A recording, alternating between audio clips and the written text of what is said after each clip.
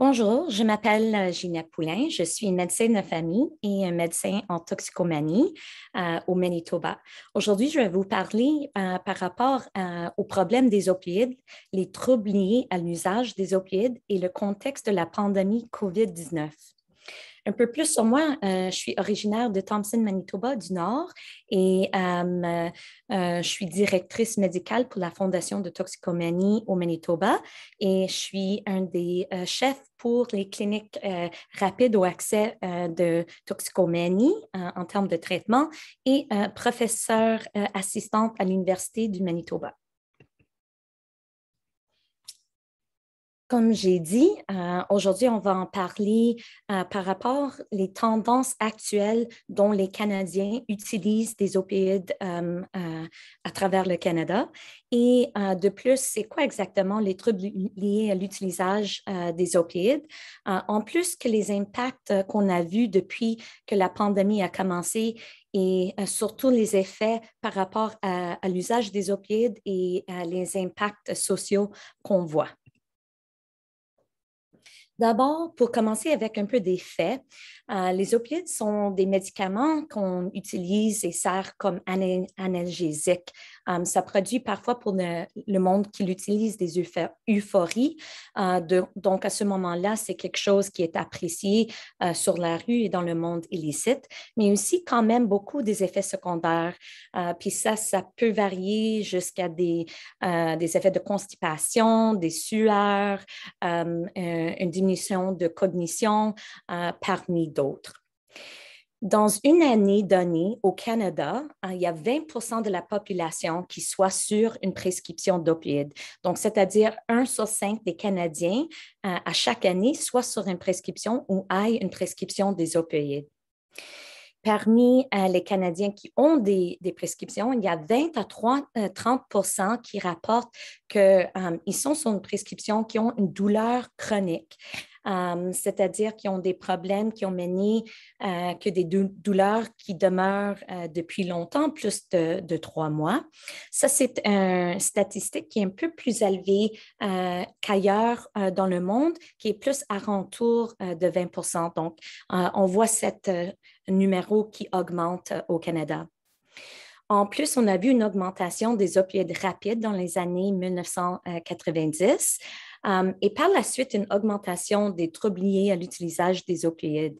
Et je vais juste prendre une seconde pour en parler de ceci parce que ça, c'était particulièrement dû au effet de la compagnie Purdue qui a fait le produit de Oxycodone. Et l'Oxycodone, c'est quelque chose qui était connu sur la rue, un peu comme ils disent le hillbilly heroin. Donc, c'était quelque chose qui pouvait être pris de quelqu'un d'autre qui a une prescription. Et en fait, il pouvait l'inhaler et le snort pour avoir un effet comme l'héroïne, parce que l'héroïne est très chère, surtout au Canada, et plus commun aux États-Unis et sur les côtes ouest et l'ouest. Donc, à ce moment-là, on a vu une augmentation de ce problème d'opioïdes. Et par la suite, quand que la compagnie a formulé le Oxyneo, ça fait qu'on donné que les pilules étaient encapsulées de façon différente et ne pouvaient plus l'écraser et l'abuser de telle même façon. Donc, à ce moment-là, on a vu une augmentation d'autres produits comme la morphine, hydromorphone, vraiment les prescriptions qui étaient diversées envers d'autres mondes. Je vais passer dans une seconde un peu plus sur l'histoire, mais pour avoir un peu d'un aperçu de la problématique vraiment par prescription, je voulais en parler un peu. Donc, dans la littérature, on cite vraiment une gamme variée c'est de 2 à 3 jusqu'à environ 50 des gens qui ont des prescriptions d'opioïdes pour la douleur développent un trouble lié à l'utilisation, à quel point dans leur vie à un moment donné. Donc, on peut voir que ces chiffres sont très variables, mais en fait, c'est parce qu'il y a plein de facteurs qui jouent de rôle dans ce domaine-là. Donc, c'est-à-dire le génétique, le temps que la personne est sur la prescription, le montant ou le dosage de ces opioïdes, s'ils ont une histoire ou en fait des expériences de trauma.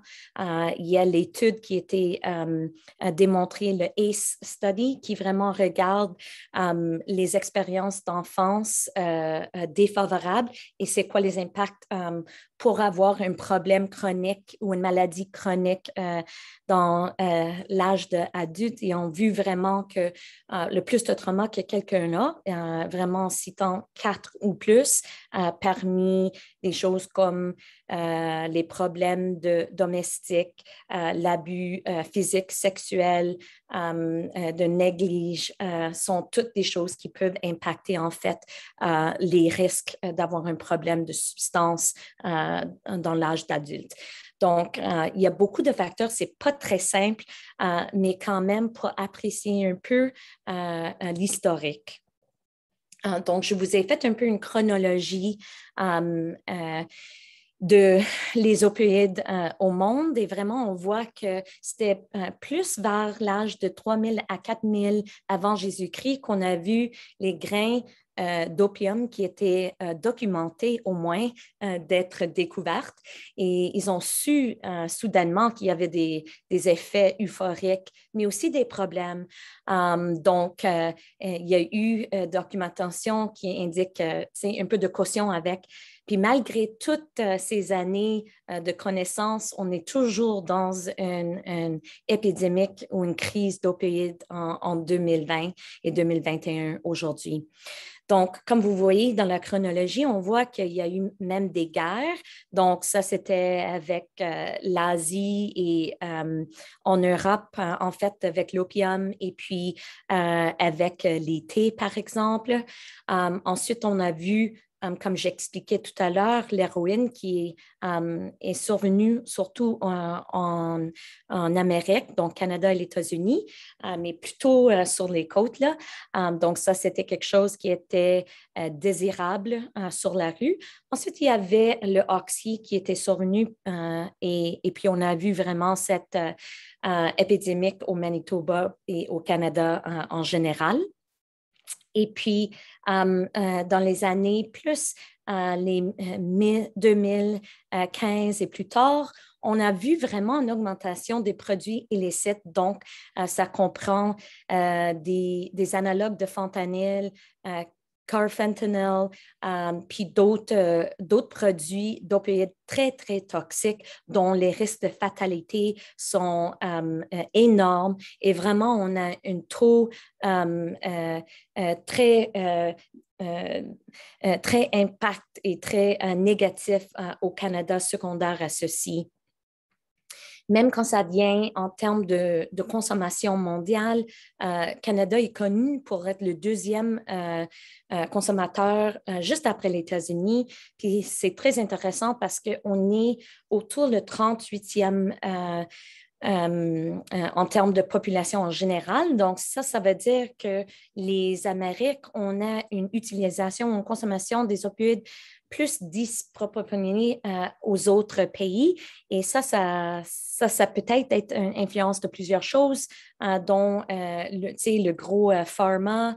En plus, comme j'ai dit, peut-être les perceptions envers les douleurs chroniques, peut-être une société où on a moins de tolérance pour des aspects négatifs. Il faut savoir aussi que les personnes utilisent des opioïdes pour soulager des douleurs non seulement physiques, mais aussi émotionnelles. Donc, toutes ces choses-là peuvent être des facteurs qui contribuent aux problèmes qu'on fait face aujourd'hui au Canada. En termes des prescriptions, voici une graphe qui démontre qu'est-ce qu'on appelle les milliéquivalents de morphine. Et puis, vous voyez en rose, la graphe, la ligne plus élevée. En fait, on voit une augmentation très accrue depuis les 1990. Et comme je vous ai dit, ça, c'est par rapport à l'épidémie qu'on voit avec les opioïdes. Donc, l'aspect de oxy, de morphine et ensuite de fentanyl, carfentanyl. Et vraiment, on voit des taux autour de 700 milligrammes ou 700 milléquivalents de morphine. Et ça, c'est quelque chose qui est très inquiétant parce que non seulement comparé au 1980, où est-ce qu'on était plus dans un chiffre plus raisonnable, disons. L'autre aspect, c'est que on sait que le plus élevé de dosage d'opioïdes, il y a beaucoup plus de risques en termes de non seulement les effets secondaires, mais des problèmes qui peuvent survenir comme l'hyperalgésie secondaire aux opioïdes, des fatalités, des surdoses et beaucoup de complications. Donc, ça, c'est quelque chose qui est très inquiétant et j'imagine si on avait les chiffres ou les données plus tard que le 2015, on verra quand même une augmentation de ceci. Ça, c'est quelque chose, certainement que nos collèges et nos corps régulatoires sont très concernés et on voit des stratégies pour essayer de changer un peu le climat de pratique, essayer d'informer et d'éduquer des praticiens, des cliniciens à travers le Canada. Donc, avec cette augmentation qu'on voit avec les prescriptions, en plus de ce qu'on voit dans l'aspect illicite et sur la rue, on voit ici en 2016 et 2017 les données de surdose qui ont été vécues au Canada. Et juste pour vous expliquer encore plus, les chiffres avec cette petite bulle-là sont tous les chiffres de 2016 et ceux qui sont dans des carrés violets, ça c'est en 2017. Qu'est-ce qui est important ici, c'est que on voit normalement une augmentation depuis 2016 à 2017, autant que les chiffres étaient presque doubles en termes de fatalité auprès d'une surdose reliée à des opioïdes entre 2016 et 2017. Mais non seulement ça, on a vu une augmentation particulièrement reliée envers le fentanyl et les analogues de fentanyl. Donc, les chiffres ont augmenté d'environ 50 qui étaient contribués au fentanyl en 2016 jusqu'à 72 en 2017. Donc, ça, c'est quelque chose qui indique qu'il y a plus d'impact qu'on a vu par rapport au marché illicite qui a rentré et impacté notre population. Pour voir depuis 2017, on voit ici en 2018 que les chiffres étaient un peu plus élevés à 4 399 décès en 2018 et au total au Canada. Et ensuite, en 2019, 3 658. Ça, c'est des informations qui sont données par des provinces. Donc, ça se peut qu'il y a des provinces qui n'ont pas donné, comme vous voyez avec le Nunavut, les chiffres sont masqués. Et c'est important de aussi savoir qu'il n'y a pas tout le monde qui va auprès d'une autopsie et ça se peut que ces chiffres sont encore une surestimation de les impacts réels qu'on voit ici. Mais on a vu un petit décès à ce moment-là et ça, c'est peut-être parce qu'on a eu ces stratégies pour essayer de combattre ces surdoses. Un aspect encourageant, c'est qu'on a eu un peu plus d'accès rapide à le naloxone, qui est le médicament qui réverse ou renverse une surdose d'opioïdes. Mais malheureusement, ça, ce n'est pas une solution pour combattre le problème au complet. C'est vraiment lorsque les dangers et les problèmes sont déjà survenus. Donc, certainement, c'est quelque chose qui est très important dans la stratégie en complet, mais c'est vraiment une partie. Il faut qu'on fait des démarches plus complètes pour combattre ce problème de crise d'opioïdes. Et comme vous voyez, en 2020, lorsque la pandémie a commencé, vous voyez les chiffres qui ont dépassé toutes les autres années. Donc, un total de 6 265 en 2020 au Canada, qui est vraiment 2 000 de surplus des autres années et certainement qui était quelque chose qui a été impacté par COVID. Et nous autres, on va regarder ça de plus près. On a vu une augmentation des produits sur le marché illicite. Voici, vous voyez devant vous, ça s'appelle un blotter. Ça, c'est une façon où est-ce que le fentanyl, les analogues et le carfentanyl peuvent être distribués. Juste pour vous rappeler, le carfentanyl n'est pas quelque chose qui est fait pour les humains. Ce n'est pas sécure pour les humains. Ce n'est pas consommable. C'est quelque chose qui est en fait fatal.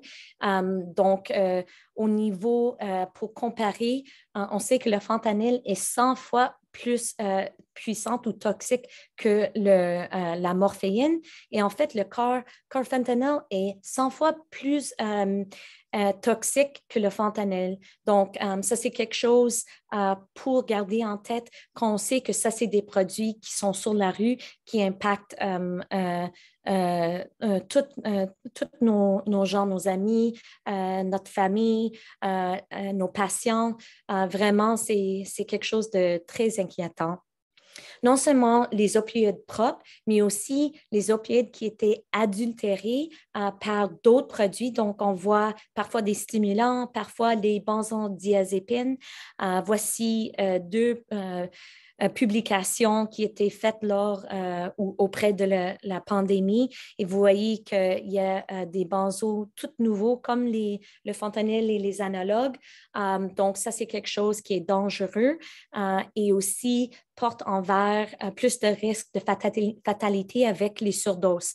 Donc, parmi les surdoses attribuées aux opioïdes, on voit environ ou auprès de 50% qui ont aussi des benzos impliqués aussi. Donc, quelque chose à garder en tête quand on pense aux prescriptions et au marché illicite en général. Voici un peu espérons quelque chose pour démontrer vraiment le stigmate qui existe et qui plague non seulement les problèmes de toxicomanie les problèmes ou des troubles liés à l'utilisation des opioïdes, mais aussi envers la pandémie. Et puis, je pense que c'est quelque chose de très important parce que au moment qu'on a eu le COVID-19, nous autres, dans le domaine de toxicomanie, on a vraiment été frappés par une triple pandémie, d'après moi. On a vu des impacts énormes en termes d'augmentation de substances, des problèmes de maladies de santé mentale, en plus que le COVID-19. Et de même des problèmes sociaux qui étaient vraiment mis au microscope, le fait qu'on n'a pas des places sécuritaires pour que les gens s'isolent de façon raisonnable lors de tout ceci. Donc, comme vous voyez, c'est un problème énorme et vraiment, il faut en nommer que le stigmate est quelque chose qui est toujours là quand on parle des problèmes ou des troubles liés à l'utilisation des opioïdes et d'autres substances. Donc, lors de la COVID-19, on a vu vraiment un afflux continu des substances variées, incluant les méthamphétamines. Donc, ça c'est quelque chose qu'on a vu vraiment fortement au Manitoba.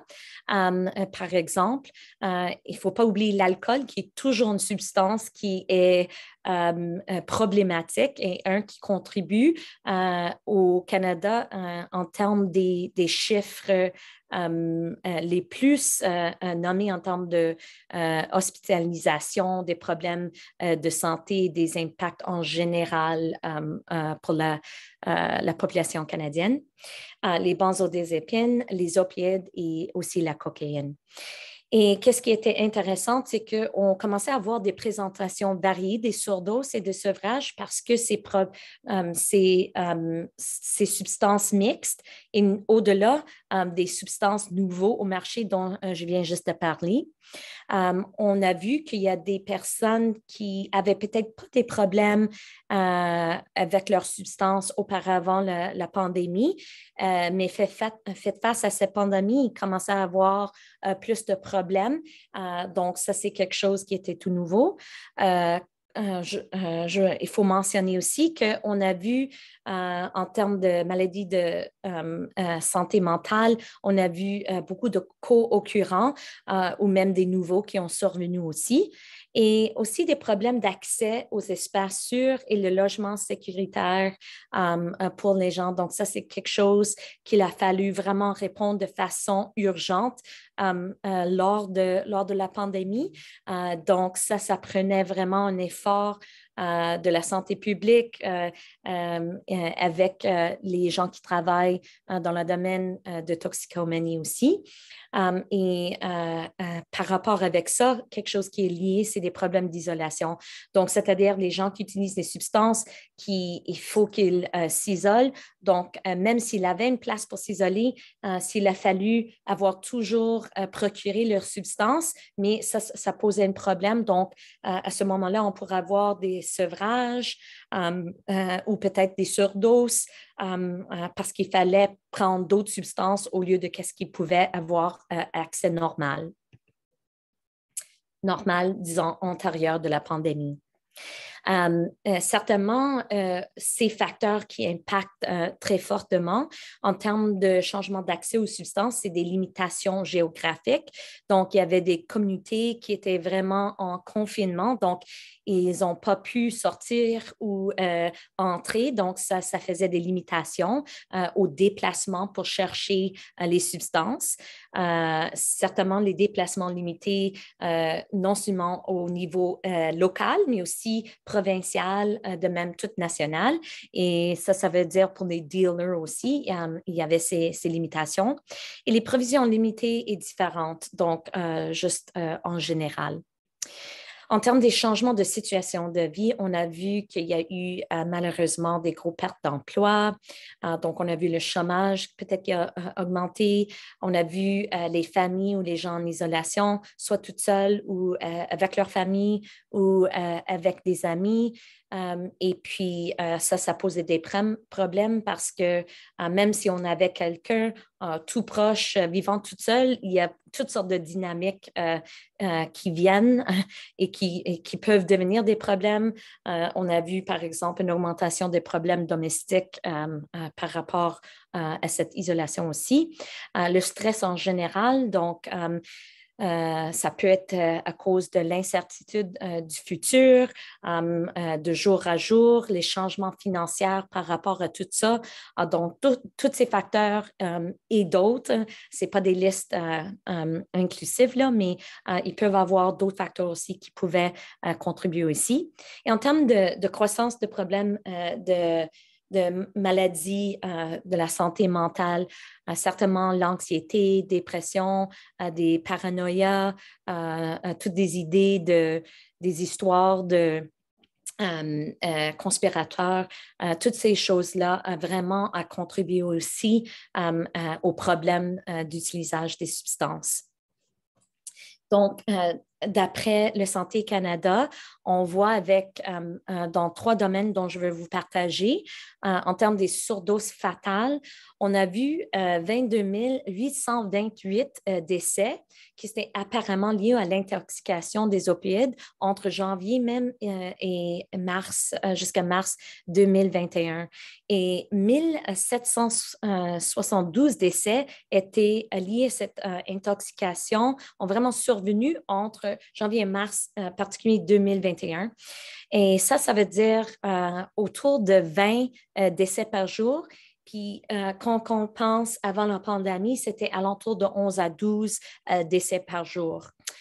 Donc, ça démontre une augmentation environ de 75 par rapport au janvier à mars 2020. Donc, encore quelque chose qui est très inquiétant. Et depuis le début de la pandémie, on a vu auprès de 7 000 décès qui étaient liés entre avril 2020 à mars 2021. Ça représente une augmentation de 88% par rapport à la même période avant la pandémie. Donc, vous voyez des augmentations très, très importantes par rapport à ces surdoses fatales. Et comme je disais ou expliquais avant, le fentanyl et les analogues de fentanyl vraiment sont les principaux moteurs pour ces crises-là. Donc, 87% des décès accidentels étaient liés avec une intoxication des opioïdes impliquant le fentanyl en 2021 et 90% des décès vraiment ont eu une opioïde d'origine non pharmaceutique, donc c'est-à-dire auprès de le marché illicite. Donc, surtout qu'on voit ça, on sait qu'on est vraiment dans le gros trouble au Canada. Non seulement des fatalités, mais on a vu des hospitalisations qui étaient marquées par la pandémie. Donc, on a vu qu'il y avait 26 134 hospitalisations pour intoxication aux opioïdes. Ça, c'est entre janvier 2016 et le mars 2021 au Canada.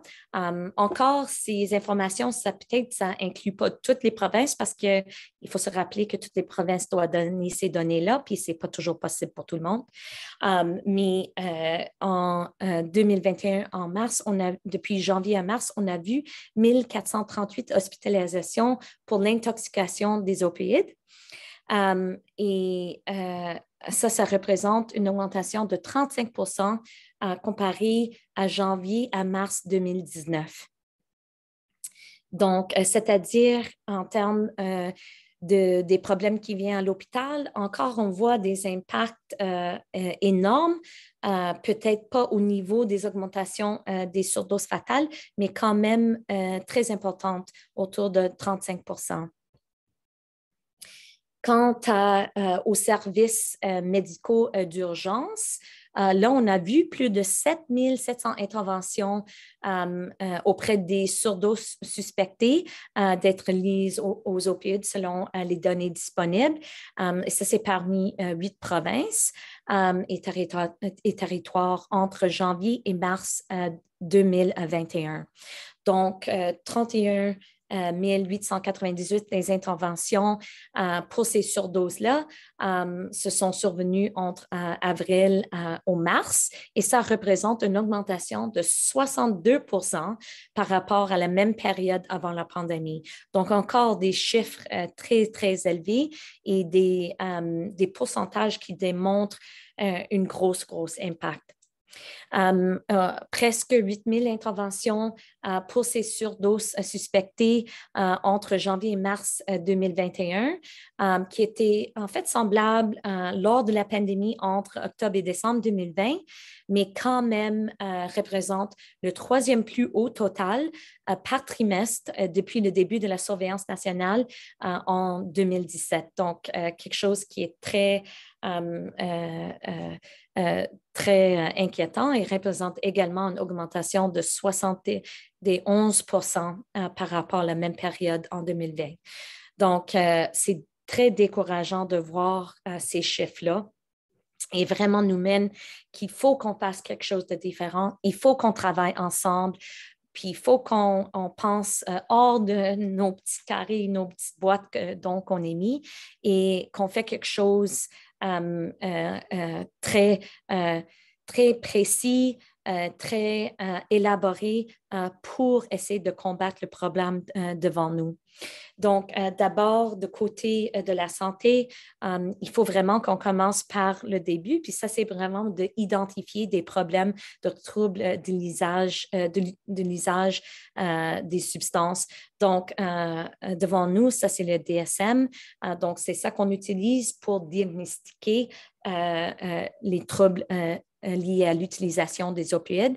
Il y a 11 critères Je ne vais pas toutes les expliquer parce qu'on n'a pas le temps dans ce webinaire aujourd'hui, mais certainement, vous pouvez le réviser vous-même sur l'Internet ou dans le DSM propre. Mais qu'est-ce qu'on voit, c'est qu'il y a les premières 4 critères dont sont par rapport à la diminution du contrôle des opioïdes.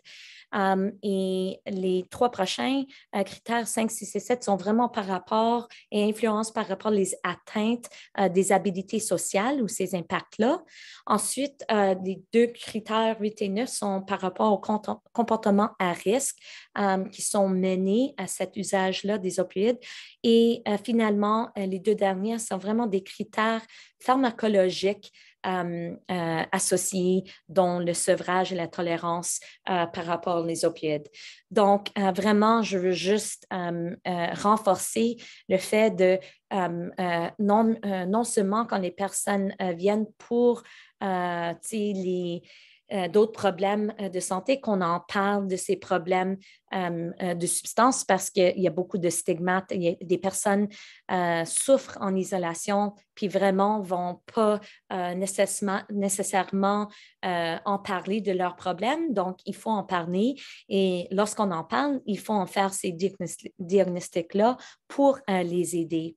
Et quant à l'aide, comme j'ai dit, pour les surdoses, on a certainement des stratégies comme le naloxone, mais il faut avoir plus de l'aide. Il y a plusieurs façons qu'on peut aider, mais dès qu'on a fait notre diagnostic de troubler l'utilisation des opioïdes, soit léger, donc ils sont positifs pour 2 à 3 critères ou des TLU modérés, 4 à 5 critères, ou pour un TLU sévère, il y a 6 critères ou plus. Vous seriez surpris quand vous faites votre diagnostic qu'il y a quand même des gens qui ont ces problèmes-là qui peut-être eux autres, ils ne savent pas. Donc, ça vaut la peine. Mais surtout, une des choses qui impactent, c'est qu'on n'a pas assez d'accès envers des traitements de l'usage des opioïdes. Et quoi en est le traitement? C'est vraiment première ligne, c'est le traitement par opioïde agoniste et ça, c'est le buprenorphine / naloxone en première ligne et en deuxième ligne, le méthadone et en troisième ligne, la morphine orale à libération lente. Donc, vraiment, ça, c'est pour indiquer que dès qu'on a su que quelqu'un a un problème, on veut vraiment les aligner avec ces traitements-là pour ne pas les garder pris envers les dangers de la rue et leur mener envers une solution qui peut les stabiliser et aider à gérer un peu la famille, ça, leur vie en général. Donc, ça peut mener à une stabilisation biochimique par la suite dans leur vie au total. Donc, ça diminue non seulement des symptômes de sevrage, ça peut aider à contrôler un peu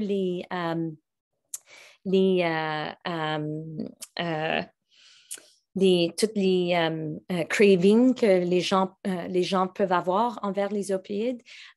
Et puis, lorsqu'ils sont menés dans un programme de traitement, ils ont accès par la suite à toutes sortes de supports, soit psychologiques, des conseillers ou conseillères, et même des conseils en particulier pour le trauma ou visés pour le trauma. Donc, c'est ça vraiment qu'on ose avoir pour toute notre société canadienne.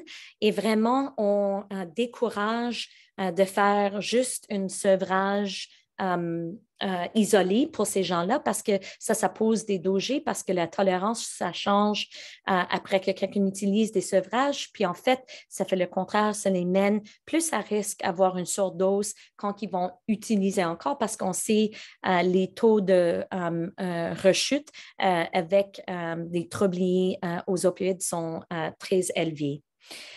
Puis parmi tout ça, on veut vraiment avoir une stratégie qui comprend des réductions des méfaits et pour laquelle on dit ça non seulement à la fin de le continuum où est-ce qu'on utilise naloxone, mais vraiment tout le matériel comme les injections stériles, les aiguilles, les seringues, s'ils ont accès aux services d'injection supervisés, toutes ces choses-là peuvent avoir des impacts importants pour diminuer les risques envers les gens qui utilisent des opioïdes. Donc, ça, c'est quelque chose que certainement on veut promouvoir, puis on veut évoluer pour augmenter à travers le Canada pour avoir plus d'accès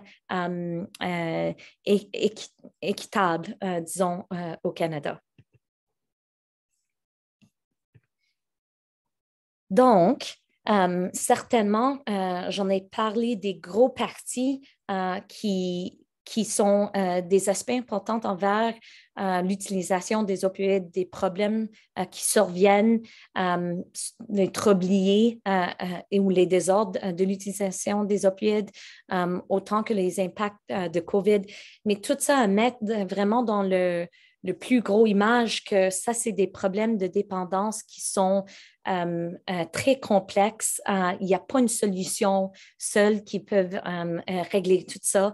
Donc, ça prend vraiment des efforts les domaines de santé, les domaines sociaux, les domaines éducatifs, en fait, tous les domaines du gouvernement pour venir ensemble pour essayer de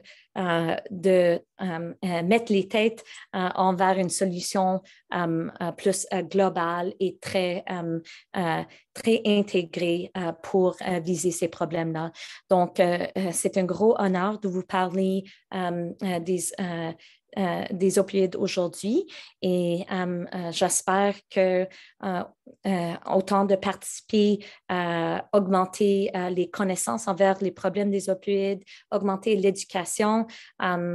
Espérons que cette session aujourd'hui peut aussi aider vous dans votre domaine en particulier et on peut continuer notre effort à combattre le problème des opioïdes. Donc, je vous remercie sincèrement et bonne journée.